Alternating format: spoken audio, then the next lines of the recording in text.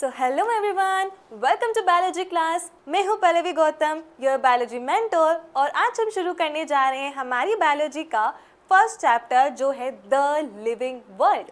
यहाँ पर हम एनसीईआरटी को एकदम लाइन बाय लाइन यहाँ पर क्लियर करने वाले हैं, सिर्फ not for your board exam but for your NEET exam, ताकि आपके कॉन्सेप्ट एकदम क्लियर हो जाए, आपकी एनसीईआरटी की कोई भी लाइन मिस ना हो। तो उसके लिए हम यहाँ पर तैयारी कर रहे हैं। सो आप रेडी हैं हमारा चैप्टर स्टार्ट करने के लिए? तो चलिए शुरू करते हैं। सबसे पहले बात करते हैं, जो हम पढ़ने जा रहे हैं वो है हमारा बायोलॉजी। सो बायोलॉजी होता क्या है, तो चलो इसको तोड़ के इसको समझने की कोशिश करते हैं। देखो, बायोलॉजी जो होता है वो बायोस एंड लोगोस दो वर्ड से मिलकर बना हुआ होता है। बायोस का मतलब होता है लाइफ, या हम बोले लिविंग। लोगोस का मतलब होता है स्टडी। तो लाइफ की स्टडी मीन्स लिविंग की स्टडी को हम क्या कहेंगे? बायोलॉजी कहेंगे। क्या? बायोलॉजी कहेंगे। सो बायोलॉजी में हमें ये चीज़ समझ में आ रही है कि जब अपन बायोलॉजी पढ़ रहे हैं तो हमें जो स्टडी करनी है वो लिविंग्स की स्टडी करनी है, चाहे वो आपके प्लांट्स हो या आपके एनिमल्स हो या फिर आपके माइक्रोब्स। सभी लिविंग की हमको यहाँ पर स्टडी करनी है। बट उनकी क्या स्टडी करनी है, किस बारे में पढ़ना है भाई? उनकी एनाटॉमी, वो क्या एक्टिविटी शो करते हैं, कैसे अपना डेवलपमेंट शो करते हैं, क्या केमिकल रिएक्शन चल रही होती है, सारी की सारी एक्टिविटीज़ को हम बायोलॉजी के अंदर पढ़ते हैं। क्या आपको ये इंट्रो समझ में आया? बायोलॉजी के बारे में समझ में आया? तो चलिए अब आगे चलते हैं और चैप्टर को समझने की कोशिश करते हैं। द लिविंग वर्ल्ड, नाम ही दिया गया है लिविंग वर्ल्ड, यानी कि हमें सिर्फ लिविंग के बारे में बात करनी है। जो भी लाइफ है यहाँ पर, जितने भी लिविंग्स हैं, हमें उनके बारे में कहीं ना कहीं इस चैप्टर में बात करी जाएगी। और आपको ये पता है कि जो हमारा लिविंग वर्ल्ड है वो बहुत ज़्यादा अमेजिंग है। क्यों अमेजिंग है भाई? बहुत सारी वैरायटीज़ हैं, इतने डिफरेंट डिफरेंट काइंड ऑफ हमको लिविंग थिंग्स देखने के लिए मिलते हैं, लिविंग्स देखने के लिए मिलते हैं। जो छोटे छोटे इंसेक्ट से लेकर बड़े बड़े लार्ज एनिमल्स तक अपने को देखने के लिए मिलते हैं। कोई एक्वेटिक हैबिटेट में रह रहा है, कोई लैंड पे रह रहा है, कोई फ्लाई कर रहा है, कोई स्क्रॉल कर रहा है। सो वैरायटी यहाँ पर बहुत ज़्यादा रिच है। तो हमारा लिविंग वर्ल्ड हाईली डाइवर्स है। हमें यहाँ पर कुछ ऑर्गेनिज्म ऐसे मिलते हैं जो ऐसे हैबिटेट में मिलते हैं जो हमारे इमेजिनेशन से परे है, जैसे कि हॉट स्प्रिंग्स हो गए, है ना, कोल्ड माउंटेन्स हो गए, जहाँ पर हम हमारा सर्वाइवल को इमेज नहीं कर पा रहे बट वहाँ पर भी लाइफ मिलती है। तो हमारा जो वर्ल्ड है वो बहुत ज़्यादा अमेजिंग है। फिर वहाँ पर बात करते हैं कुछ एग्जाम्पल की, जो हमें बहुत ज़्यादा क्या करती हैं, आश्चर्यचकित कर देते हैं, एकदम सरप्राइज कर देते हैं कि ऐसे भी लिविंग्स अपने को हमारे वर्ल्ड के अंदर देखने के लिए मिलते हैं। जैसे कि गैलोपिंग हॉर्स, जो बहुत ज़्यादा फास्ट क्या करता है, दौड़ता है, रनिंग करता है। सेकंड, हमारे माइग्रेटिंग बर्ड्स। माइग्रेटिंग बर्ड्स क्या होते हैं? जो किसी एक जगह से दूसरी जगह पर माइग्रेट करते हैं, बहुत लंबा डिस्टेंस को ट्रैवल करते हैं। तो ये एक थोड़ा सा यूनिक चीज़ हो गई कि कैसे एक बर्ड को पता है कि मुझे इस सीज़न के अंदर इस जगह को छोड़कर कहीं और जगह जाना है। ये उसको कैसे पता कि नहीं, अब मुझे इस टाइम पे माइग्रेट करना है। तो ये बहुत अमेजिंग है। दूसरा आपका valley of flower. Valley of flower Uttarakhand के अंदर है, जहाँ पर 500 से ज़्यादा स्पीशीज़ ऑफ वाइल्ड फ्लावर की देखने के लिए मिलती है। तो इतनी ज़्यादा डाइवर्स आपको स्पीशीज़ देखने के लिए मिल रही है। 500 प्लस स्पीशीज़ देखने के लिए मिल रही है वैली ऑफ फ्लावर के अंदर।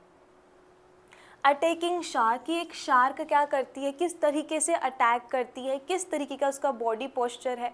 तो ये सब चीज़ें वो हैं जो हमें अमेज़ करती है कि कैसे इतनी सारी डाइवर्सिटी है हमारे वर्ल्ड के अंदर, डिफरेंट काइंड्स के हमें लिविंग फॉर्म्स देखने के लिए मिल रही है। अब यहाँ पर जो सेंट्रल क्वेश्चन है इस चैप्टर का वो ये है कि व्हाट इज़ लाइफ, कि लाइफ क्या है, व्हाट इज़ लाइफ। तो इसके दो एस्पेक्ट्स हैं। पहला एक है फिलोसॉफिकल, दूसरा है टेक्निकल। बायोलॉजी कहती है मेरा फिलोसॉफी से कोई लेना देना नहीं है, मैं सिर्फ टेक्निकल पे बात करती हूँ। सो टेक्निकल ये कहती है कि difference living from the non living, कि क्या डिफरेंस है लिविंग का जो उसको नॉन लिविंग से अलग कर रहा है। ठीक है, तो बायोलॉजी इस पॉइंट पे बात करती है, जबकि फिलोसॉफिकल कहता है कि पर्पस ऑफ लाइफ, कि हमारी लाइफ का उद्देश्य क्या है, क्या पर्पस है। सो बायोलॉजी का इस पे ध्यान देने का कोई काम नहीं है, वो सिर्फ ये बताएगी कि भाई डिफरेंस क्या है, कैसे एक लिविंग नॉन लिविंग से अलग होता है। अगर मैं आपसे पूछूं चलो बताओ कि एक लिविंग और नॉन लिविंग में क्या डिफरेंस है, तो कुछ कहेंगे कि मैम जो लिविंग्स होते हैं वो मूवमेंट शो करते हैं, वो लोकोमोशन शो करते हैं, बट जब हम नॉन लिविंग के बारे में बात करते हैं तो वो नहीं शो करते हैं। कोई भी नॉन लिविंग हमें रेस्पॉन्स शो नहीं करता है, but her living response show करता है। हमारे अंदर केमिकल रिएक्शंस चल रही होती है बट इनके अंदर नहीं चल रही होती है। ठीक है, तो ये सब क्या होते हैं, कुछ कैरेक्टर्स होते हैं लिविंग एंड नॉन लिविंग के अंदर। तो चलिए इनको और डिटेल के अंदर देखते हैं। सबसे पहला कैरेक्टर हम देखने जा रहे हैं सेल्यूलर स्ट्रक्चर। अगर लाइफ है तो उसके अंदर सेल तो होगी ही होगी। Cell is the basic unit, cell is the basic unit of life. Cell होगी तो मतलब समझ लो कि वो लाइफ है, वो लिविंग है, ठीक है, वो होगी। तो लाइफ मतलब सेल का होना वो क्या कैरेक्टर है, लिविंग का। सेल का होना क्या कैरेक्टर है, लिविंग का। अगर सेल है मीन्स वो लिविंग है, अगर सेल नहीं है तो वो नॉन लिविंग है। बहुत सिंपल था, ठीक है। अब दूसरा यहाँ पर पॉइंट आता है, वो है ग्रोथ। तो हाँ, ग्रोथ दोनों का फीचर है, लिविंग का भी है, नॉन लिविंग का भी है। हमारे अंदर ग्रोथ होती है। अब ग्रोथ दो तरीके से होगी, या तो हमारे क्या होते हैं, नंबर इंक्रीज, या फिर वॉल्यूम इंक्रीज, यही होगा, ठीक है। तो जब हम कह रहे हैं कि हमारे अंदर ग्रोथ होती है, लिविंग्स के अंदर ग्रोथ होती है, हाँ, जैसे कि हम हैं, हम पहले छोटे से थे और आज देखो हमारी ग्रोथ हो गई, हमारा वॉल्यूम बड़ा है, करेक्ट। एक प्लांट भी कंटिन्यूसली ग्रोथ कर रहा होता है, वो भी एक सीड जर्मिनेट होता है and then seedlings and then हमारे पूरे प्लांट्स बनते हैं, ग्रोथ होती है। तो हर लिविंग क्या करता है, ग्रोथ शो करता है इंट्रिंसिकली एंड वॉल्यूम इंक्रीज होता है। जबकि अगर अपन बात करें हमारे नॉन लिविंग थिंग्स की, तो वो भी ग्रोथ करते हैं, उनका भी वॉल्यूम इंक्रीज होता है। कैसे कि जैसे कि एक पहाड़ है ना, या टीला है रेत का, अब आप आए हो देख रहे हो कि यहाँ तक उसकी हाइट है, लेकिन आप जैसे ही कुछ टाइम बाद आते हो तो आपको वो और बड़ा दिखाई देता है, ठीक है। तो यानी कि उसका वॉल्यूम में तो इंक्रीज हुआ है। तो अपन कह सकते हैं कि एक्सट्रीम यानी कि एक्सटर्नल क्या हुई है, उसकी ग्रोथ हुई है। तो नॉन लिविंग के अंदर भी क्या देखने के लिए मिलती है, हमें ग्रोथ देखने के लिए मिलती है। फिर बात आती है रिप्रोडक्शन। सो रिप्रोडक्शन तो सिर्फ किस में देखने के लिए मिलता है, लिविंग्स में। नॉन लिविंग्स में हमको नहीं देखने के लिए मिलता, ये अपनी प्रोजेनिस को नहीं प्रोड्यूस कर सकते, है ना। मेटाबॉलिज्म। अब मेटाबॉलिज्म मतलब क्या, जो भी केमिकल रिएक्शंस हो रही है आपकी सेल के अंदर, वो क्या है, मेटाबॉलिज्म। इतनी सारी केमिकल रिएक्शंस हो रही है, रेस्पायरेशन, फोटोसिंथेसिस, केमिकल्स सबस्ट्रेट का प्रोडक्ट में चेंज होना, there are so many chemical reaction. वो सब कहाँ पर होगी, लिविंग के अंदर होगी, नॉन लिविंग्स में नहीं होगी। फिर आता है हमारा कॉन्शियसनेस। अब कॉन्शियसनेस क्या होता है, कॉन्शियसनेस का मतलब होता है response to stimuli. Response to stimuli, कि अगर आपको कोई स्टिमुलस दे रहा है तो आप उसके लिए क्या करते हो, रेस्पॉन्स देने का काम करते हो, जिसे हम कहते हैं कॉन्शियसनेस। हमारे अंदर तो है, लेकिन नॉन लिविंग के अंदर बिल्कुल भी नहीं होता। क्या आपने देखा है कि एक टेबल को आप दे रहे हो, मार रहे हो उसके पास, या उसके पास कोई गर्म चीज़ लेकर जा रहे हो, तो क्या वो नॉन लिविंग थिंग्स भाग जाती है क्या, या कोई और रेस्पॉन्स शो करती है क्या, नहीं, वो जैसी है वो वैसी ही रहती है, वो कोई रेस्पॉन्स शो नहीं कर रही होती है। सो जो नॉन लिविंग थिंग्स होती है उनमें कॉन्शियसनेस नहीं मिलती। फिर आता है definite life span. Life span क्या होता है, लाइफ स्पान का मतलब होता है आपका बर्थ से लेकर आपका डेथ तक का पीरियड, ठीक है। जब से आपका बर्थ हुआ है एंड डेथ है, इस पूरे पीरियड को अपन कहते हैं लाइफ स्पान। हर इंडिविजुअल का लाइफ स्पान अलग अलग होता है। तो लिविंग के पास लाइफ स्पान है, बट अगर मैं कहूँ कि नॉन लिविंग के का भी का लाइफ स्पान होता है क्या, तो हम कहेंगे नहीं होता, वो तो कई साल तक रहेगा ना, वो ऐसा थोड़ी ना कि वो ख़त्म हो जाएगा या मर जाएगा। क्या आपने देखा कि एक टेबल मर गई, नहीं ना।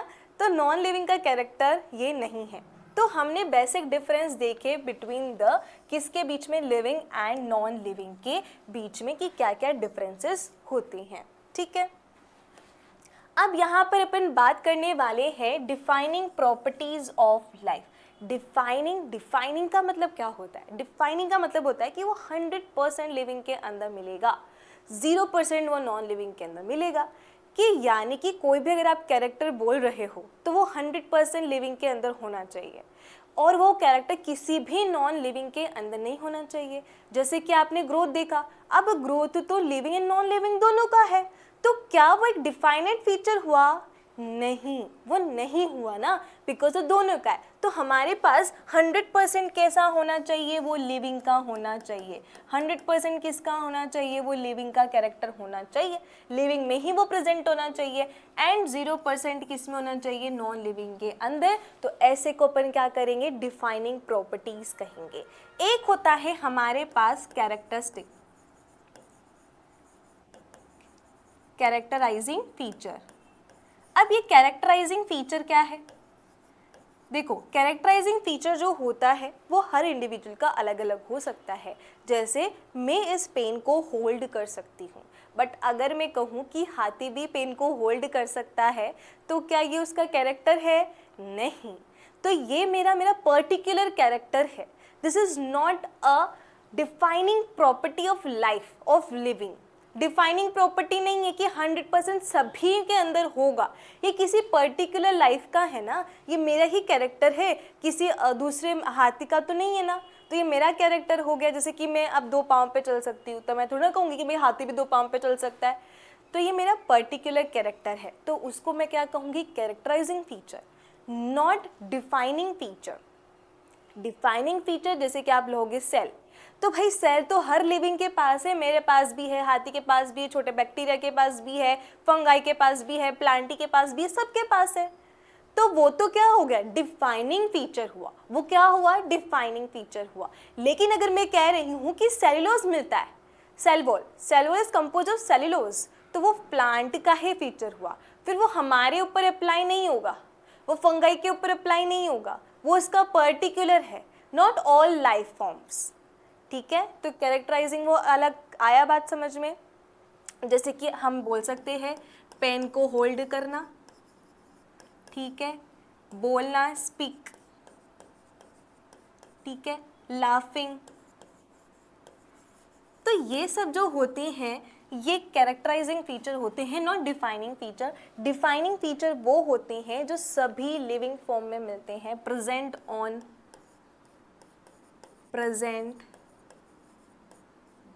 इन एवरी लिविंग फॉर्म, ठीक है, present in every living form, ठीक है। किसी भी नॉन लिविंग के अंदर वो नहीं मिलना चाहिए। अब यहाँ पर पहला दिया गया है भाई सेलुलर ऑर्गेनाइजेशन, कि सेल का बनना। अब सबसे छोटा क्या हो सकता है? यूनिसेलुलर। सबसे छोटा क्या हो सकता है? यूनिसेलुलर, ठीक है। तो सबसे छोटा जो अगर मिलेगा कोई ऑर्गेनिज्म तो वो एक ही सेल का होगा, बट सेल तो होना ही चाहिए। अगर सेल नहीं है तो आप उसको लिविंग नहीं कह रहे हो, ठीक है, सेल होना ही चाहिए। अब सेल क्या होती है उसका एक बहुत सुंदर सा चैप्टर आपके 11th में है, हम वो पढ़ेंगे अच्छे तरीके से। बट अभी ये याद रखो कि सेल तो बेसिक यूनिट है लाइफ की, सेल तो होनी ही चाहिए। मिनिमम आप एक सेल तो रखो ही, लाइफ के लिए हमें एक सेल तो चाहिए। अब एक सेल होता है, कुछ मल्टी सेलुलर होते हैं, ठीक है, तो सेल तो होना कंपलसरी है। फिर बात करते हैं यहाँ पर हमारे सेकंड पॉइंट जो कि होता है मेटाबॉलिज्म। मेटाबॉलिज्म बोले तो केमिकल रिएक्शंस, क्या? Chemical reactions. इसमें आप क्या पढ़ेंगे? Catabolism and anabolism. अब कैटाबॉलिज्म क्या होता है? किसी को पता है कि कैटाबॉलिज्म क्या होता है? देखो, केटा को अपन तोड़ेंगे, केटा मतलब काटो भाई, केटा मतलब काटो, यानी कि हम किसी बड़े कॉम्प्लेक्स चीज़ को क्या कर रहे हैं? ब्रेक डाउन कर रहे हैं, एंड उससे स्मॉल सिंपल मॉलिक्यूल्स बन रहे हैं। तो इस प्रोसेस को अपन क्या कहेंगे? कैटाबॉलिज्म, ठीक है, लार्ज मॉलिक्यूल को छोटे मॉलिक्यूल में ब्रेक डाउन करना, इसको अपन क्या कहेंगे, कैटाबॉलिज्म। एनाबॉलिज्म क्या होता है कि छोटी छोटी यूनिट से मिलकर एक बड़ी यूनिट बनाना, एक लार्ज कॉम्प्लेक्स बना लेना, द प्रोसेस इज एनाबॉलिज्म। तो सिंथेसिस करना, ब्रेक डाउन करना, तो ये प्रोसेस किस में आती है, हमारी मेटाबॉलिज्म के अंदर आती है। हमारी सेल्स के अंदर कंटिन्यूसली क्या चल रही होती है, केमिकल रिएक्शंस चल रही होती हैं, break down, synthesis and all the chemical reactions चल रही होती हैं। तो ये हमारे सभी लिविंग का फीचर होता है मेटाबॉलिज्म। फिर आता है हमारा कॉन्शियसनेस, जो हमने अभी देखा। क्या होता है, रेस्पॉन्स टू स्टिमुलाई। क्या होता है, रेस्पॉन्स टू स्टिमुलाई। अब ये क्या है, देखो भाई समझ में आ गया ना कि स्टिमुलाई, जब आपको कोई स्टिमुलाई दे, जैसे कि काटा, कोई आया आपको कांटा चुबा दिया, तो आप क्या करते हो, वहीं पे रखते हो फिंगर, नहीं, हम रेस्पॉन्स शो करते हैं, हम फटाफट से हमारे हाथ को पीछे कर लेते हैं। तो हमने रेस्पॉन्स दिया इस स्टिमुलाई के लिए, हमने क्या दिया, रेस्पॉन्स। तो इसे ही क्या कहते हैं, कॉन्शियसनेस कहते हैं। तो सभी लिविंग के पास कॉन्शियसनेस का फीचर होता है। अगर आप प्लांट की बात करोगे तो प्लांट भी दिखाते हैं, जिस साइड सन होता है फ्लावर उस साइड अपना फेस कर लेता है, हाँ या ना, करते हैं। प्लांट्स भी अपने क्या क्या दिखाते हैं, फीचर दिखाते हैं कॉन्शियसनेस का। अगर लाइट नहीं मिलती बेचारे मुरझा जाते हैं, तो कोई ना कोई फीचर तो वो भी शो कर रहे हैं ना, वो भी तो किसी स्टिमुलाई रिस्पॉन्स शो कर रहे हैं। तो प्लांट में भी कॉन्शियसनेस है। अगर आप बैक्टीरियाज की बात करोगे या फिर प्रोटिस्टेंट्स की बात करोगे, तो वो भी क्या करते हैं, यहाँ पर कॉन्शियसनेस को शो करते हैं। तो हर लिविंग ऑर्गेनिज्म क्या करता है, कॉन्शियसनेस शो करता है। तो ये 3 ऐसे कैरेक्टर हैं जो सभी लिविंग के पास होते हैं और किसी भी नॉन लिविंग के पास नहीं होते। सेल का मिलना किसी भी नॉन लिविंग के पास नहीं होगा, मेटाबॉलिज्म किसी भी नॉन लिविंग में नहीं होगी, कॉन्शियसनेस किसी भी नॉन लिविंग के अंदर नहीं होगी। सो ये 3 जो कैरेक्टर हैं वो कौन से होंगे, मेरे डिफाइनिंग प्रॉपर्टीज़ होंगे। कैसे होंगे, यहाँ पर डिफाइनिंग प्रॉपर्टीज़ होंगे। तो ये वाला चीज़ समझ में आ गई कि जो डिफाइनिंग प्रॉपर्टीज़ होगी, इस डिफाइनिंग प्रॉपर्टीज़ में हमारे पास 3 कैरेक्टर्स आएंगे, cellular organisation, metabolism and consciousness. ठीक है, क्योंकि ये जो तीनों कैरेक्टर्स हैं ये सभी लिविंग के अंदर पाए जा रहे हैं और किसी भी नॉन लिविंग के अंदर नहीं मिल रहे हैं। क्या ये बात यहाँ पर सबको क्लियर हो गई? आगे चलते हैं और बात करते हैं कि भाई अब ये तो हमने देख लिया कि लिविंग कैसे अलग है, नॉन लिविंग कैसे अलग है, क्या कैरेक्टर हैं जो सिर्फ लिविंग में है, नॉन लिविंग के अंदर नहीं है। अब बात करते हैं यहाँ पर कि व्हाट इज लिविंग, कि लिविंग क्या है, आप लाइफ को कैसे स्टडी कर रहे हो। तो लाइफ को हम 2 लेवल पर स्टडी कर सकते हैं, एक तो सेल के अंदर और एक सेल के बाहर। ठीक है, एक बॉडी के अंदर, एक बॉडी के बाहर। तो outside the organism, inside the organism, कि आप ऑर्गेनिज्म के बाहर स्टडी कर सकते हो कि कैसे लाइफ को वो शो करता है, और एक आप बॉडी के अंदर यानी कि ऑर्गेनिज्म के अंदर शो करोगे कि लाइफ कैसे होती है, क्या होती है लाइफ, कैसे अपनी लाइफ जी जाती है, कैसे बोलोगे कि लाइफ है। ठीक है, तो हम 2 लेवल पर स्टडी करते हैं, outside the organism, inside the organism. अगर अपन बात करें यहाँ पर आउटसाइड द ऑर्गेनिज्म, इसमें हम पढ़ते हैं इकोलॉजिकल इंटरेक्शन। इकोलॉजिकल इंटरेक्शन, अब आप इंटरेक्शन तो समझते हो, इंटरेक्शन समझते हो कि कैसे कोई अलग अलग ऑर्गेनिज्म एक दूसरे के साथ कैसे इंटरेक्शन करेंगे। तो सबसे पहले अपन देखते हैं कि इंटरेक्शन को अपन 2 पार्ट में पढ़ेंगे। पहला कॉन्फ्लिक्ट एंड कोऑपरेशन। ठीक है, क्या क्या देखेंगे, conflict and cooperation, conflict and cooperation. ठीक है, तो सबसे पहले बात करते हैं यहाँ पर कॉन्फ्लिक्ट की, कि कॉन्फ्लिक्ट क्या होता है। सो कॉन्फ्लिक्ट का मतलब होता है यहाँ पर कंपटीशन। क्या होता है, कंपटीशन। अब कंपटीशन क्यों है, ठीक है, अब कंपटीशन किसके बीच में हो रहा है, इंडिविजुअल्स के बीच में। ठीक है, यहाँ पर हम मेंबर्स, पॉपुलेशन या फिर कम्युनिटी के लिए बात करेंगे। Population same individual, same species के इंडिविजुअल का ग्रुप को अपन पॉपुलेशन कहते हैं, एंड डिफरेंट स्पीशीज के ग्रुप को अपन कम्युनिटी कहते हैं। जैसे कि अपन ह्यूमन की एक पॉपुलेशन हो गई, लेकिन अगर इसी ह्यूमन में आप काओ, बफेलो, स्पैरो, ठीक है, स्नैक्स वगैरह अलग अलग तरीके की स्पीशीज लाओगे तो उसको आप कम्युनिटी कहोगे। तो पॉपुलेशन एंड कम्युनिटी किस तरीके से इंडिविजुअल एक दूसरे से इंटरेक्शन करते हैं, तो अपन उसको देख रहे हैं। पहला अपन पढ़ने जा रहे हैं कॉन्फ्लिक्ट, कि कैसे पॉपुलेशन या कम्युनिटी में कॉन्फ्लिक्ट होता है, यानी कि कंपटीशन होता है। अगर कोई भी इंडिविजुअल या कोई भी ऑर्गेनिज्म क्या कर रहा है, कंपटीशन कर रहा है, तो वो क्यों करेगा, क्यों कंपटीशन किया जा रहा है? बेसिक नीड्स के लिए, फूड के लिए, शेल्टर के लिए, मैटिंग के लिए। ये तो बेसिक नीड है हमारी लाइफ के लिए। इनके लिए क्या किया जाना चाहिए? कंपटीशन, है ना। हम क्या करेंगे, हमें जैसे कि हमें चाहिए नीट की सीट चाहिए, हमें हमारा नीट में नंबर चाहिए, तो हम क्या कर रहे हैं, उसके लिए कंपटीशन कर रहे हैं बाकी सभी बच्चों के साथ, हाँ या ना, कर रहे हैं ना, बिकॉज वो चीज़ हमें चाहिए। तो इसी तरीके से जब अपन बात करते हैं कि हमें रोज़ जो बेसिक नीड है हमारी, खाना, रहना, हमें हमारा मेटिंग पार्टनर ढूंढना ताकि हम हमारे प्रोजेनी को आगे बढ़ा पाएँ, तो इसके लिए हमें कंपटीशन करना पड़ता है ना। तो जैसे कि अपन बात कर रहे हैं, सबसे पहला कॉन्फ्लिक्ट। कॉन्फ्लिक्ट का मतलब होता है कंपटीशन लिमिटेड रिसोर्सेज के लिए किया जाता है। जैसे कि ये यहाँ पे ये दो टाइगर हैं जो अपनी टेरिटरी के लिए क्या कर रहे हैं, यहाँ पर कंपटीशन कर रहे हैं। तो अपन यहाँ पर एग्जाम्पल समझ सकते हैं, ठीक है, कि competition between tigers, between two tigers for territory.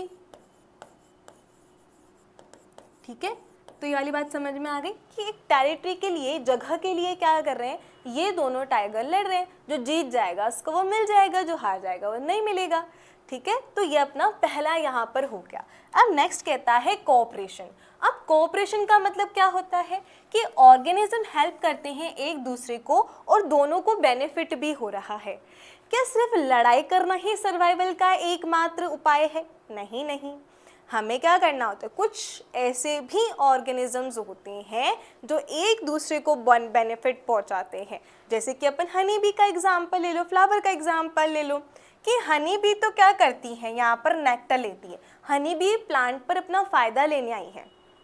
क्या फ़ायदा? कि उसको नेक्टर मिलेगा, ठीक है, लेकिन प्लांट को भी तो फ़ायदा हो रहा है, उसके भी तो पॉलिनेशन का काम हो रहा है। उसके जो पोलन ग्रेन्स है, ये पोलन ग्रेन्स को कैरी करके कौन लेके जाएगी? यही हनी बी लेकर जाएगी और दूसरे प्लांट पे जाकर उसका पॉलिनेशन कर देगी। तो पॉलिनेशन का काम ये हनी बी कर रही है, तो प्लांट को तो फ़ायदा, उसके अलावा हनी बी को जो नेक्टर मिल रहा है, हनी बी को भी फ़ायदा। तो दोनों को एक दूसरे से फ़ायदा हो रहा है। This process is cooperation. क्या होती है ये? कोऑपरेशन। तो सर्वाइवल के लिए सिर्फ फाइटिंग नहीं होना चाहिए, सिर्फ फाइटिंग और कंपटीशन ही नहीं, बल्कि यहाँ पर स्पीशीज़ एक दूसरे को क्या करती हैं? हेल्प भी करती हैं फॉर द सर्वाइवल। तो क्या ये आउटसाइड द ऑर्गेनिज्म पॉइंट समझ में आया? आउटसाइड द ऑर्गेनिज्म यानी कि कैसे इंडिविजुअल्स या जो स्पीशीज़ होती हैं एक दूसरे से इंटरेक्शन करती हैं। हमने देखा कॉन्फ्लिक्ट एंड कोऑपरेशन। कॉन्फ्लिक्ट यानी कि दोनों के बीच में लिमिटेड रिसोर्सेज के लिए क्या हो रहा है? कंपटीशन हो रहा है, स्ट्रगल हो रहा है, फाइटिंग हो रही है। फिर हमने देखा कि फाइटिंग ही नहीं, कुछ सर्वाइवल के लिए क्या करते हैं? कोऑपरेशन भी करते हैं, यानी कि एक दूसरे को बेनिफिट भी पहुंचा रहे होते हैं। यहाँ पर हमारा दूसरा एग्जाम्पल देखो लाइकन का। लाइकन जो होती है दो चीज़ों का मिलकर बनी होती है सिम्बायोसिस में।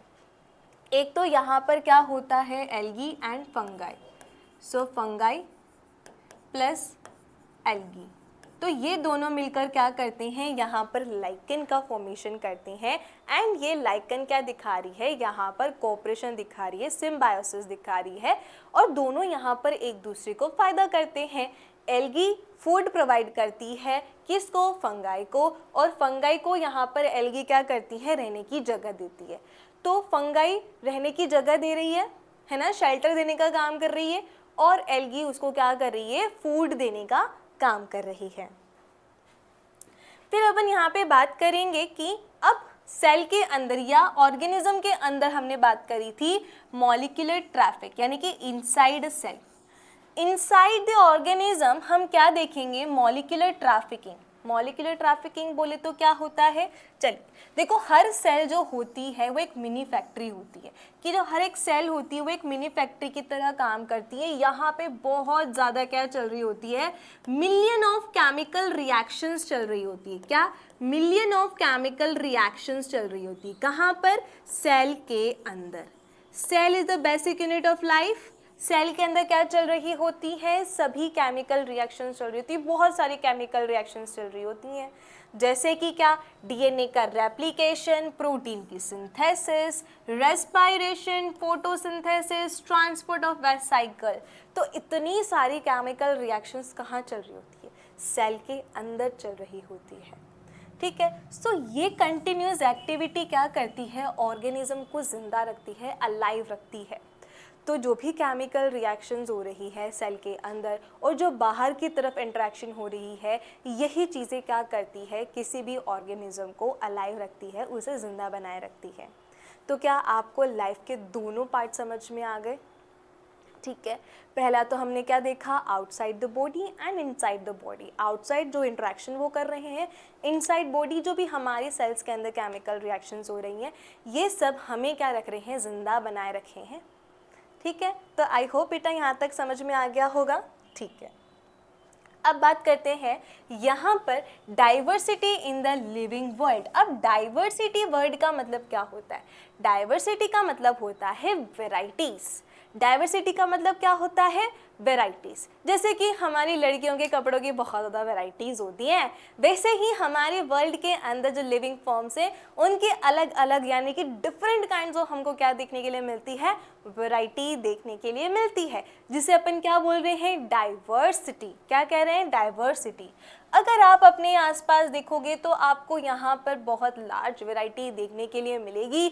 अलग अलग तरह के प्लांट्स, अलग अलग तरह के एनिमल्स, और ऐसे भी ऑर्गेनिज्म होते हैं जो आपको आपकी नेकेड आई से नहीं दिखाई देते, बट वो प्रेजेंट है, वो आपके आसपास हैं। जैसे कि अगर बैक्टीरिया बोलूँ, मुझे बैक्टीरिया नहीं दिख रहा, बट वो मेरे आसपास है, मेरे हाथों में है, इस एयर के अंदर है, इस टेबल पे है, इस पेन के ऊपर है, बहुत सारे बैक्टीरिया हैं, बट वो मुझे नहीं दिखाई दे रहे, बट ये माइक्रो ऑर्गेनिजम्स प्रेजेंट है। ठीक है, तो हमें क्या देखने के लिए मिलता है? हमारे वर्ल्ड के अंदर बहुत ज़्यादा डाइवर्सिटी। कुछ फ्लाइंग हमें यहाँ पे एनिमल्स दिखेंगे, कुछ लैंड पे मिलने वाले, कुछ वाटर के अंदर, कुछ लार्ज ट्रीज, कुछ फ्लावरिंग प्लांट्स मिल जाएंगे। तो अलग अलग डाइवर्सिटी अपने को हमारे वर्ल्ड के अंदर देखने के लिए मिलती है। अब आ जाते हैं हमारे बायोडाइवर्सिटी के ऊपर। यहाँ से आप समझ सकते हो कि आपका चैप्टर अब बहुत अच्छा है, यहाँ से स्टार्टिंग हो रहा है आपका चैप्टर, इंपॉर्टेंट पार्ट्स। ठीक है, सो बायो का मतलब हम समझ चुके हैं, बायो का मतलब होता है लिविंग। डाइवर्सिटी भी समझ गए, वैरायटी। तो लिविंग की जो वैरायटी है वही क्या है? बायोडाइवर्सिटी। कि the number and type of organism present on earth known as biodiversity. कि जितने भी अलग अलग तरीके के एनिमल्स, प्लांट्स, माइक्रो ऑर्गेनिजम्स हैं पूरे वर्ल्ड के अंदर, वो क्या रिप्रेजेंट करते हैं? बायोडाइवर्सिटी को। किसको? बायोडाइवर्सिटी को। अब यहाँ पर हम क्या कर रहे हैं भैया? बायोलॉजिस्ट का काम है कि वो हमेशा इस फिराक में रहता है कि मुझे नए नए ऑर्गेनिज्म मिले, है ना। तो हर एक जितने भी आइडेंटिफाई हो पाए हैं, जिन्हें स्टडी किया गया है, जो आइडेंटिफाई हो गए हैं प्रेजेंट टाइम पे, वो है 1.7 से 1.8 मिलियन स्पीशीज़।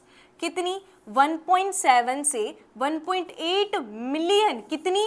मिलियन स्पीशीज़ क्या हैं? आइडेंटिफाइड हो चुकी हैं।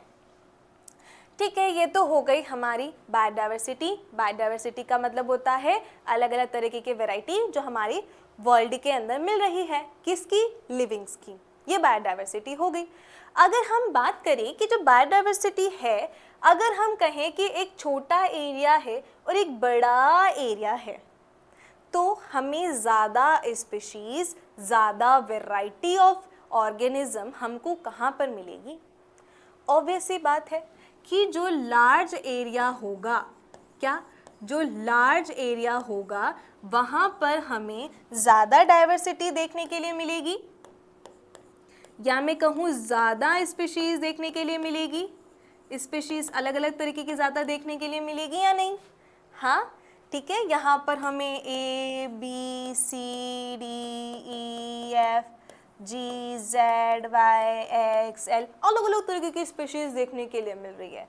बट जब अपन बात करते हैं हमारे किसके स्मॉल एरिया के बारे में, किसके स्मॉल एरिया के बारे में, तो सिंपल सी बात है, अगर स्मॉल एरिया होगा तो वहाँ पर स्पीशीज, वहाँ पे जो वेराइटीज़ होंगी वो क्या मिलेंगी, कम मिलेगी कंपेरेटिव टू लार्ज एरिया। यहाँ पर हमें क्या मिलेगी, वैरायटी कम देखने के लिए मिलेगी। जैसे कि हमको यहाँ पर सिर्फ कौन देखने के लिए मिल जाएगा, यहाँ पे अपने को मिल जाएगा HIJK, सिर्फ इतनी सी बस। तो वहाँ पर छोटे एरिया में हमें कम डाइवर्सिटी, कम स्पीशीज देखने के लिए मिल रही है कंपेरेटिव टू लार्ज एरिया। ये वाला पॉइंट क्लियर हो गया। तो जब जैसे कि अपन एग्जाम्पल भी ले लेते हैं कि डेंस फॉरेस्ट, कि डेंस फॉरेस्ट है, बहुत लार्ज फॉरेस्ट है, तो वहाँ पर वैरायटी ज़्यादा मिलेगी, वहाँ पे हमें different kinds of animals, plant and micro organism देखने के लिए मिलेंगे। लेकिन अगर वहीं पर बात करें अपने स्मॉल गार्डन के लिए, तो स्मॉल गार्डन में हमने को कितनी ही नई स्पीशीज़ मिल जाएंगी, क्या ही नए नए ऑर्गेनिज्म देखने के लिए मिलेंगे, नहीं। तो हमें एग्जाम्पल से बात और क्लियर हो गई कि अगर लार्ज एरिया है तो वहाँ पर वैरायटी भी ज़्यादा होगी। यहाँ तक तो आ गया। अब देखो, each different kind of organism represent a species. अब ये क्या हो गया भाई, हर डिफरेंट काइंड, यानी कि जैसे कि मानो आप बैठे हो अपने घर के बाहर, आप देख रहे हो कि काऊ है, बफेलो है, आप खुद हो, छोटी सी चींटी है, ठीक है, बर्ड है, तो ये अलग अलग हैं। अब ये अलग अलग स्पीशीज़ हैं। जैसे कि अगर हम हमारी बात करें सभी ह्यूमन, तो सभी ह्यूमन एक ही स्पीशीज़ हैं। हम सबकी एनाटॉमी सिमिलर है, हम सबके फीचर सिमिलर हैं, तो हम सब क्या हो गए, एक स्पीशीज़ हो गए। जब भी सेम स्पीशीज़ के इंडिविजुअल रिप्रोड्यूस करते हैं तो वो फर्टाइल ऑफस्प्रिंग प्रोड्यूस करती हैं, उन्हें हम कहते हैं स्पीशीज़। कि जब यहाँ पर क्या होगा कि जब एक फीमेल और एक मेल, कौन, ह्यूमन, आपस में रिप्रोड्यूस करेंगे तो ये क्या करेंगे, फर्टाइल ऑफस्प्रिंग प्रोड्यूस करेंगे। फर्टाइल ऑफस्प्रिंग प्रोड्यूस करेंगे जो आगे जाकर भी क्या कर पाएगा, रिप्रोड्यूस कर पाएगा, अपनी प्रोजेनी प्रोड्यूस कर पाएगा। तो हम ह्यूमन को क्या कहेंगे कि ये एक ही स्पीशीज़ है, क्या, कि ये एक ही स्पीशीज़ है। लेकिन जब अपन बात करते हैं कि इधर है डंकी, ठीक है, और इधर है हॉर्स, जब ये आपस में क्या करते हैं, मैटिंग करते हैं, और इनसे जो बच्चा आता है वो कैसा होता है, स्टेराइल, इनफर्टाइल होता है, स्टेराइल, जो आगे जाकर रिप्रोड्यूस नहीं कर पाता। तो आप क्या समझ रहे हो भाई, डंकी एंड हॉर्स ये दो अलग अलग स्पीशीज हो गई, है ना। अगर ये सेम होता, सेम स्पीशीज होती तो फर्टाइल ऑफस्प्रिंग आती, तो अपन उसको एक स्पीशीज कहते। लेकिन यहाँ पर हमारे पास एक फर्टाइल ऑफस्प्रिंग नहीं आया, यहाँ पे तुम्हें इनफर्टाइल यानी कि स्टेराइल ऑर्गेनिज्म देखने के लिए मिल रहा है ना। तो यानी कि हम कहेंगे कि ये दोनों एक अलग अलग स्पीशीज हैं, ठीक है। तो हॉर्स एक स्पीशीज हो गई भाई मैम, हम ह्यूमन एक अलग स्पीशीज़ हो गए, हम बर्ड्स की अगर बात करें तो पिकॉक एक अलग स्पीशीज़ हो गई, है ना। तो ये स्पीशीज़ है कि एक वन, हम कहेंगे कि डिफरेंट काइंड के ऑर्गेनिज्म जो होते हैं वो एक स्पीशीज़ को रिप्रेजेंट करते हैं। स्पीशीज़ समझ में आ गया, ठीक है। New organism are still being discovered, अभी भी क्या किए जा रहे हैं, नए नए ऑर्गेनिज्म को डिस्कवर किया जा रहा है, ठीक है। अब यहाँ पर अपन एक और चीज़ समझते हैं। देखो, जैसे कि कोई साइंटिस्ट था, ठीक है, वो इस एरिया पे गया और उसने क्या किया, 2 मीटर स्क्वायर वाले एरिया पर उसने देखा और उसने क्या देखा, नई नई स्पीशीज़।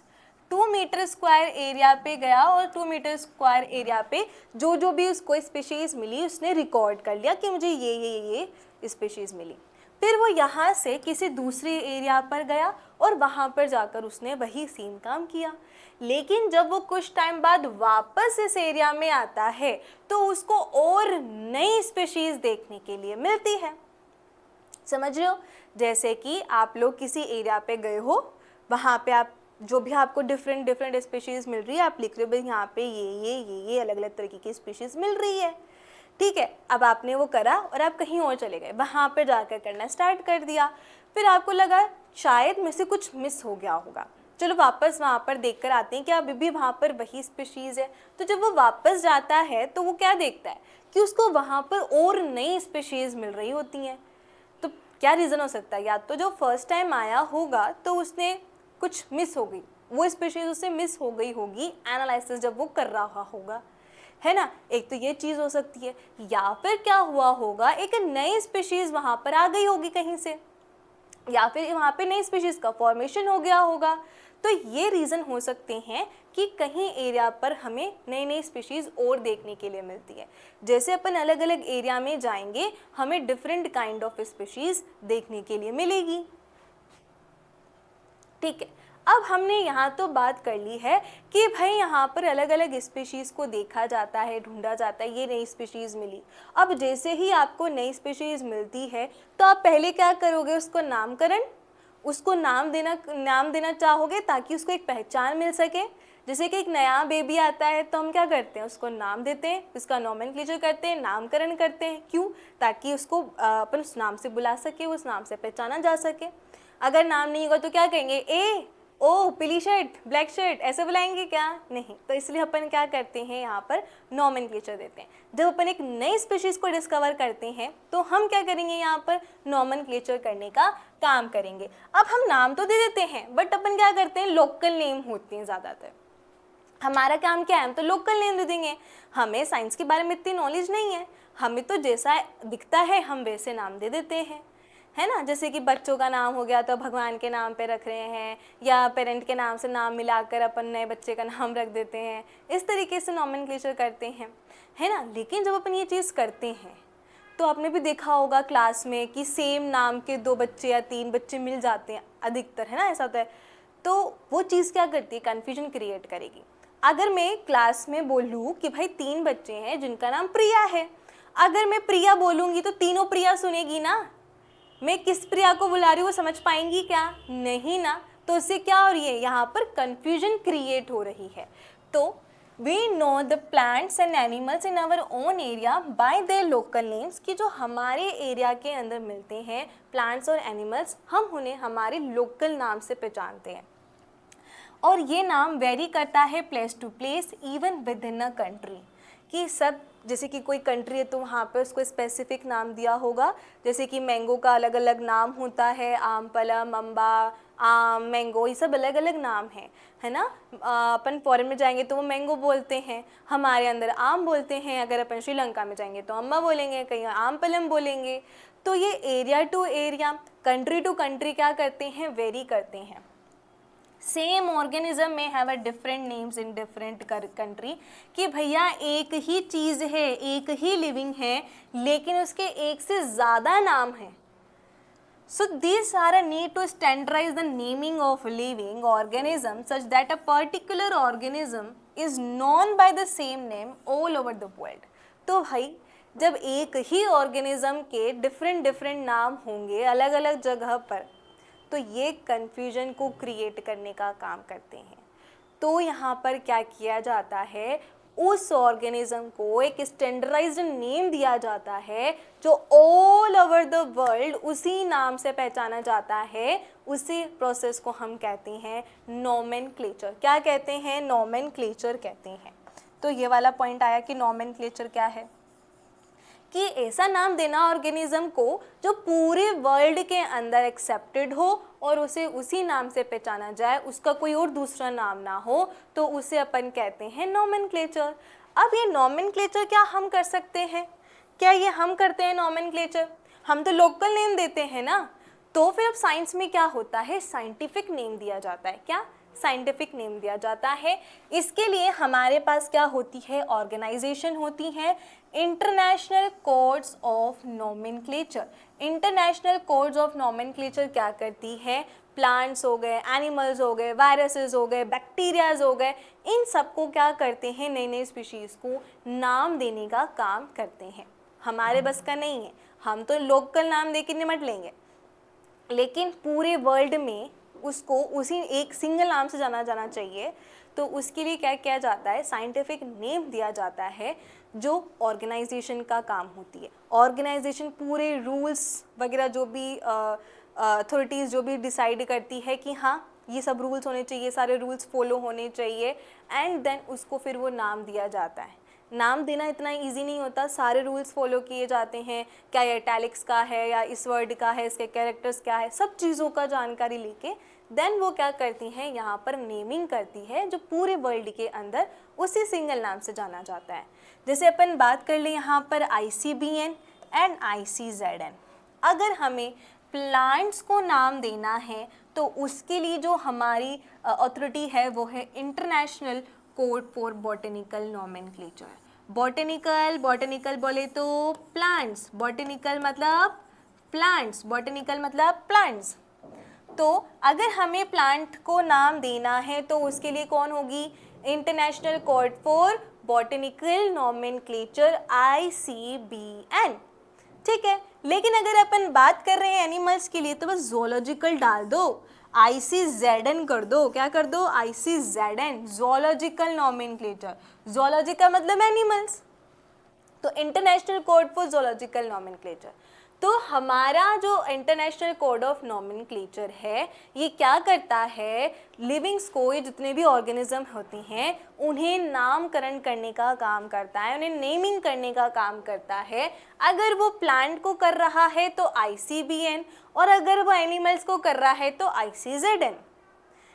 फुल फॉर्म पूछी जा सकती है, international code for botanical nomenclature, international code for zoological nomenclature, ठीक है।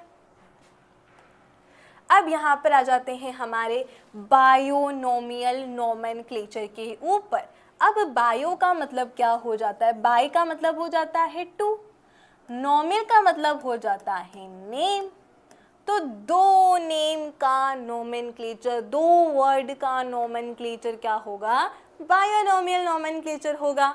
अब ये दिया किसने था, हमारे कैरोलस लिनियस ने। अब आप देखना जब आप बायोलॉजी पढ़ोगे ना, अभी तो स्टार्ट कर रहे हैं, हर जगह आपको कैरोलस लिनियस देखने के लिए मिलेंगे, हर जगह इनका कंट्रीब्यूशन है। अभी तो अपन यहाँ पे बात करते हैं कि इन्होंने क्या दिया है, यहाँ पर बायोनोमियल नोमेनक्लेचर दिया। इन्होंने क्या कहा कि जब भी आप किसी ऑर्गेनिज्म को नाम दे रहे हो तो आप उसमें दो कंपोनेंट का यूज करोगे, पहला उसका जीनस, दूसरा उसका स्पीशीज। तो इन्होंने अपने नॉमेनक्लेचर के अंदर दो कंपोनेंट का यूज करा। पहला जो कंपोनेंट था वो है जेनेरिक नेम, जबकि दूसरा कंपोनेंट है specific epithet. Generic name, specific epithet. First component is generic name, ये हमारा फर्स्ट कंपोनेंट है। स्पेसिफिक एपिथेट सेकंड कंपोनेंट है। इन दोनों से आप क्या करोगे, किसी भी ऑर्गेनिज्म का नॉमेनक्लेचर करोगे। जैसे कि आपको मैंगो को करना है, आपको मैंगो को नाम देना है, तो आप इसमें दो कंपोनेंट का यूज करेंगे। यहाँ पे अपन दो कंपोनेंट का यूज करेंगे, किसके हिसाब से, हमारे कैरोलस लिनियस के हिसाब से, बायोनोमियल नॉमेनक्लेचर के हिसाब से। तो पहला कंपोनेंट क्या होगा, हमारा जेनेरिक यानी कि जीनस, और हमारा दूसरा क्या होगा, स्पीशीज। क्या होगा, स्पीशीज, ठीक है। तो हम जीनस स्पीशीज से करके इसका नाम रखेंगे। जैसे कि एग्जांपल हम यहाँ पर लेंगे मैंजीफेरा इंडिका। मैंजीफेरा इंडिका, क्या, मैंजीफेरा इंडिका, हमने क्या दिया है इसको नाम, जिसमें मैंजीफेरा क्या है, ये मैंजीफेरा क्या है, हमारा जीनस, फर्स्ट कंपोनेंट है जेनेरिक नेम। इंडिका क्या है, इंडिका हमारी स्पीशीज को डिनोट करती है, हमारा सेकंड कंपोनेंट है स्पेसिफिक एपिथेट, ठीक है। अब जो भी आप नाम लोगे, जैसे भी आप नाम रखोगे जीनस स्पीशीज का, ये क्या होनी चाहिए, लैटिन वर्ड होनी चाहिए। कैसे होने चाहिए, ये लैटिन वर्ड या लैटिन लैंग्वेज से लिए होने चाहिए, लैटिन का ओरिजिन होना चाहिए। बिकॉज क्योंकि लैटिन कैसी होती है भाई, Latin is a dead language. कैसी होती है, डेड लैंग्वेज होती है, ठीक है। डेड लैंग्वेज का मतलब ये है कि अब यहाँ पर कोई और नए शब्द नहीं आएंगे, है ना ही पुराने शब्दों का मॉडिफिकेशन होगा। जो शब्द हैं वो वैसे के वैसे ही रहेंगे, जो वर्ड पहले हैं वैसे के वैसे ही रहेंगे, कोई नया वर्ड नहीं बनेगा, कोई पिछले वाले वर्ड्स के साथ कोई छेड़छाड़ी नहीं होगी, तो वही वर्ड रहेंगे। तो हम यही चाहते हैं कि अगर कोई स्पीशीज़ का हम नॉमेनक्लेचर कर दें तो वो वैसे ही रहे। हम नहीं चाहते हैं कि फिर वो चेंज हो, ठीक है। हम नहीं चाहते हैं कि अब उसका कोई भी आकर उसका नेम चेंज कर दे। जैसे कि अभी तो बहुत सारे नए नए वर्ड देखने के मिलते हैं, मीम, कोई भी होता है तो उसका अपन अलग नाम रख देते हैं, जेन ज़ी एंड ऑल दैट, ये सब करते हैं। बट हमें लैटिन का लेने का फ़ायदा ये होता है कि हम उसके अंदर अब कोई चेंजेस नहीं कर सकते हैं, इसीलिए अपन उसको क्या कहते हैं, डेड लैंग्वेज कहते हैं। तो binomial nomenclature is important for your exam point of view, because यहाँ से क्वेश्चन बनता है क्या होता है, किसने दिया, देखो किसने दिया, हमारे केरला श्रीनिवास ने दिया। इन्होंने क्या बताया, जब भी आप ऑर्गेनिज्म को क्लासीफाई करोगे उसके दो कंपोनेंट होंगे, generic and the specific epithet. Generic यानी कि आप जीनस, स्पेसिफिक एपिथेट यानी कि स्पीशीज़ का नाम लिखोगे। जब भी आप ये वर्ड ले रहे हो तो आप ध्यान रखोगे कि ये किसके होने चाहिए, लैटिन लैंग्वेज से लिए होने चाहिए। किससे, लैटिन लैंग्वेज से लिए होने चाहिए। मैंगो का याद रखना है मैंजीफेरा इंडिका। क्या याद रखेंगे, मैंजीफेरा इंडिका। अब यहाँ पर आगे देखते हैं कि इसके लिए क्या क्या रूल्स होते हैं। जब अपन बायोनोमियल नॉमेनक्लेचर करते हैं तो उसके लिए क्या रूल्स हैं। तो पहला रूल ये है कि आप जो भी लोगे वो लैटिन के ही होने चाहिए। कैसे होने चाहिए भैया, लैटिन ही होना चाहिए। तो लैटिन होनी चाहिए ओरिजिन में, और अगर लिखोगे तो कैसे लिखोगे, इटैलिक्स के अंदर। फर्स्ट वर्ड रिप्रेजेंट करता है जीनस को, जबकि सेकंड वर्ड रिप्रेजेंट करता है स्पेसिफिक एपिथेट को। व्हेन द हैंड रिटन, जब आप हाथ से लिखोगे तो आप सबके अंदर अंडरलाइन करोगे सेपरेटली। जैसे कि हम यहाँ पर बात करें, मैं यहाँ पे लिख रही हूँ वही मैंजीफेरा इंडिका, मैंजीफेरा इंडिका। अब आपको यहाँ पे क्या दिखाई दे रहा है, मैंने कैसे लिखा है नाम, ठीक है, इस तरीके से अपन ये नाम लिखते हैं। तो देखो, जब भी अपन पहला कंपोनेंट लिखेंगे ये तो किसका होना चाहिए, जीनस का। फिर हम जो दूसरा कंपोनेंट लिखेंगे ये होना चाहिए स्पीशीज़ का। पहला रूल तो ये। दूसरा रूल ये कि आप इसको किससे ले रहे हो, लैटिन से ले रहे हो, लैटिन लैंग्वेज ले रहे हो, ठीक है। अब यहाँ पर जब भी आप जीनस लिखते हो तो फर्स्ट वर्ड कैसा आएगा, कैपिटल। फर्स्ट वर्ड को कैसे लिखेंगे, यहाँ पर कैपिटल लिखेंगे। कैसा, कैपिटल लिखेंगे। जबकि स्पीशीज़ का फर्स्ट लेटर कैसा लिखेंगे, स्मॉल। कैसा लिखेंगे, स्मॉल। जब भी आप हाथों से अपना नाम लिख रहे हो, मतलब स्पीशीज़ का नाम लिख रहे हो, तो हमेशा सेपरेटली अंडरलाइन करेंगे। तो जब भी अपन हैंड रिटन करते हैं, हैंड रिटन करेंगे तो हम हैंड रिटन में क्या करेंगे, अंडरलाइन करेंगे। अंडरलाइन करेंगे कैसे, सेपरेटली। सेपरेटली क्या करेंगे, अंडरलाइन। जीनस को अलग अंडरलाइन करेंगे और इंडिका को अलग, मतलब स्पीशीज़ को एक अलग अंडरलाइन करेंगे। अगर हम यहाँ पर दोनों को ही मिला देंगे तो ये गलत हो जाएगा, ठीक है। दोनों को सेपरेटली अंडरलाइन करना है, ये बात हो गई इसकी। अगर अब ये जो नाम दे रहा है, कोई भी अगर स्पीशीज़ को एक नाम दे रहा है, नॉमेनक्लेचर दे रहा है, तो जो दे रहा है, जो साइंटिस्ट है या जो भी नाम दे रहा है, उसको अपन लिखेंगे। लिखना चाहे तो लिख सकते हैं, जैसे कि नाम दिया लीनियस ने, तो इस तरीके से शॉर्ट फॉर्म में, एब्रेटिवली शॉर्ट फॉर्म के अंदर उनका नाम लिखा जाता है। पूरा नहीं लिखते, जैसे डॉक्टर, तो डॉक्टर का शॉर्ट फॉर्म DR है ना, इस तरीके से लिखते हैं।